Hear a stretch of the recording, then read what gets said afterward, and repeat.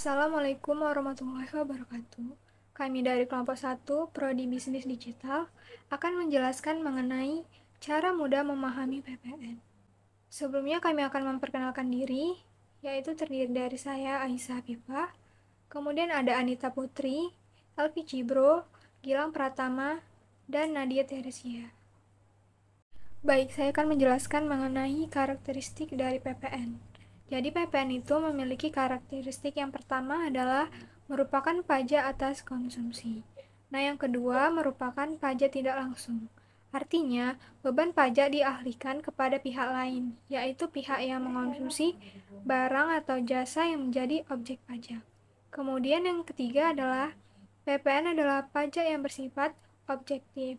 Artinya, kewajiban untuk membayar PPN ditentukan oleh objek pajak, sehingga kondisi objek pajak tidak diperhitungkan sama sekali. Kemudian yang keempat ada penggunaan tarif tunggal. Dalam PPN artinya hanya terdapat satu tarif yang bersifat seragam atau uniform rates berlaku dalam sistem pajak pertambahan nilai. Yang kelima, pajak atas konsumsi BKP atau JKP yang dilakukan di dalam negeri. Oleh karena itu, komoditas impor juga dikenai PPN dengan besaran sama dengan komoditas lokal. Kemudian yang keenam adalah bersifat multi-state levy. Artinya, pungutan dikenakan pada setiap tahap jalur produksi dan distribusi. Ini mulai dari pabrik, pedagang besar, grosir, hingga pedagang kecil. Selanjutnya mekanisme kredit pajak. Mekanisme kredit pajak dibagi menjadi dua, yaitu mekanisme pengkreditan pajak masukan dan pengkreditan pajak keluaran. Pada dasarnya, pajak masukan dikreditkan dengan pajak keluaran pada masa pajak yang sama. Namun, bagi PKP yang belum berproduksinya, pajak masukan atas perolehan atau impor barang modal diperkenankan untuk dikreditkan kecuali pajak masukan bagi pengeluaran untuk: pertama, perolehan barang kena pajak atau jasa kena pajak sebelum pengusaha dikukuhkan sebagai PKP. Yang kedua, perolehan barang kena pajak atau jasa kena pajak yang tidak mempunyai hubungan langsung dengan kegiatan usaha. Yang ketiga, perolehan dan pemeliharaan kendaraan bermotor berupa sedan dan station wagon kecuali merupakan barang dagangan atau disewakan.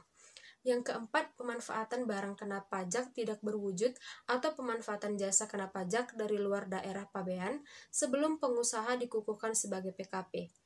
Apabila dalam suatu masa pajak, pajak keluaran lebih besar daripada pajak masukan, selisihnya merupakan PPN yang harus disetor oleh PKP. Apabila dalam suatu masa pajak, pajak masukan yang dapat dikreditkan lebih besar daripada pajak keluaran, selisihnya merupakan kelebihan pajak yang dikompensasikan ke masa pajak berikutnya.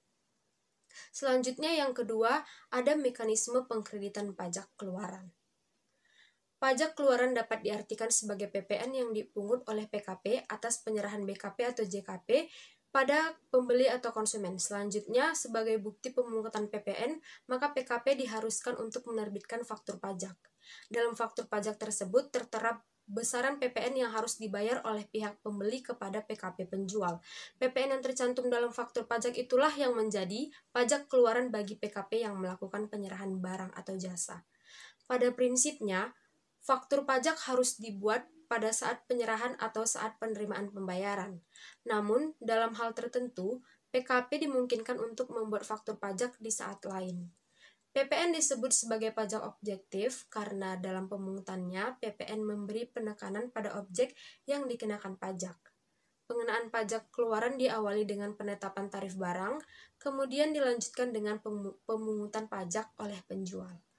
PKP yang telah melakukan transaksi jual beli barang artinya PKP telah mengambil atau memungut rupiah yang dihasilkan dari penjualan BKP miliknya yang dibeli konsumen yang nantinya juga dapat berfungsi sebagai kredit pajak. Batas waktu melakukan pengkreditan pajak keluaran adalah 3 bulan setelah masa pajak berakhir sehingga PKP memiliki waktu yang leluasa untuk melakukan pengkreditan pajak. Sebagai bukti pemungutan PPN, maka PKP diharuskan untuk membuat faktur pajak. Selanjutnya saya akan melanjutkan materi tentang faktur pajak dan saat pembuatan faktur pajak. Faktur pajak definisikan sebagai bukti pungutan pajak yang dibuat oleh pengusaha kena pajak atau PKP yang melakukan penyerahan barang kena pajak atau BKP atau penyerahan jasa kena pajak atau JKP baik atas PPN maupun PPNBM. Maka pengusaha kena pajak atau PKP yang melakukan penyerahan BKP atau JKP harus menerbitkan faktur pajak sebagai tanda bukti telah memungut pajak dari pembeli atas barang atau jasa kena pajak tersebut. Adapun jenis faktur pajak yang diterbitkan oleh pengusaha kena pajak atau PKP seperti faktur pajak masukan, faktur pajak pengeluaran, faktur pajak pengganti, faktur pajak gabungan, faktur pajak diganggung, faktur pajak cacat, dan faktur pajak batal. Saat pembuatan faktur pajak, yang pertama faktur pajak harus dibuat pada saat melakukan penyerahan barang kena pajak atau BKP atau jasa kena pajak atau JKP. Kedua, faktur pajak harus dibuat pada saat penerimaan pembuatan yang mana penerima pembayaran ini terjadi sebelum penyerahan barang atau JKP. Ketiga, faktur pajak harus dibuat pada saat penerimaan pembayaran yang mana penerima pembayaran ini dalam hal penyerahan sebagian tahap pekerja. Keempat, faktur pajak harus dibuat pada saat melakukan ekspor BKP berwujud, ekspor BKP tidak berwujud, dan atau ekspor JKP. Kelima, faktur pajak harus dibuat pada saat lain yang sudah diatur dalam ketentuan peraturan perundang-undangan PPN. Selanjutnya, di sini saya akan menjelaskan tentang pajak masukan atau PPN masukan dan pajak keluaran atau PPN keluaran. Pajak masukan itu dapat diartikan sebagai PPN yang dibayarkan oleh pengusaha kena pajak atau PKP pada saat melakukan pembelian barang atau pembelian barang kena pajak atau pemanfaatan jasa kena pajak. Sedangkan untuk PPN keluaran adalah PPN yang dipungut oleh PKP dari konsumer atau pembeli pada saat melakukan penjualan BKP atau JKP.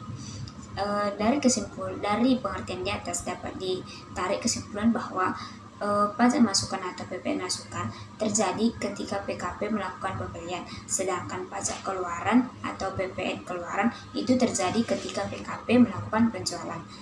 Dan untuk tarif yang berlaku untuk penghitungan pajak keluaran dan pajak masukan adalah sebesar 11%. Jadi untuk menghitung itu digunakan tarif sebesar 11%. Perkenalkan, nama saya Anita Putirmawan. Saya akan menjelaskan tentang pajak masukan yang tidak dapat dikreditkan. Yang pertama itu adalah perolehan BKP atau JKP sebelum pengusaha dikukuhkan sebagai PKP. Meski seluruh dokumen dan persyaratan sudah lengkap, tetap ada proses yang wajib dilalui seperti survei atau verifikasi oleh petugas terkait.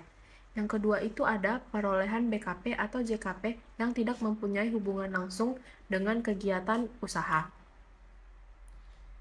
Jenis pengeluaran yang berkaitan dengan kegiatan usaha tersebut meliputi pengeluaran terkait kegiatan produksi, distribusi, manajemen, dan juga pemasaran. Yang ketiga itu adalah perolehan dan pemeliharaan kendaraan bermotor berupa sedan dan station wagon, kecuali merupakan barang dagangan atau disewakan. Ketentuan ini tidak berlaku apabila sedan maupun wagon tersebut merupakan barang dagangan atau disewakan pada. Yang keempat itu adalah pemanfaatan BKP tidak berwujud atau pemanfaatan JKP dari luar daerah pabean sebelum pengusaha dikukuhkan sebagai PKP.